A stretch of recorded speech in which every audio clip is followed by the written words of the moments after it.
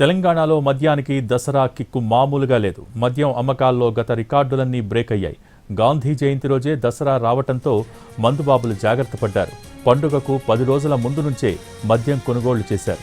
దాంతో సెప్టెంబర్లో రికార్డు స్థాయిలో మద్యం అమ్మకాలు జరిగాయి. 3,048 కోట్ల రూపాయల మద్యం అమ్మకాలు జరిగాయి. గత ఏడాది సెప్టెంబర్లో 2,800 కోట్ల మద్యం అమ్మకాలు జరిగితే ఈసారి అమాంతం పెరిగిపోయాయి.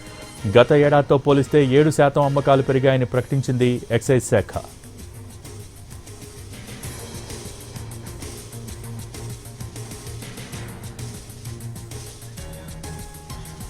తెలంగాణలో మద్యానికి దసరా కిక్కు మామూలుగా లేదు. మద్యం అమ్మకాల్లో గత రికార్డులన్నీ బ్రేక్ అయ్యాయి.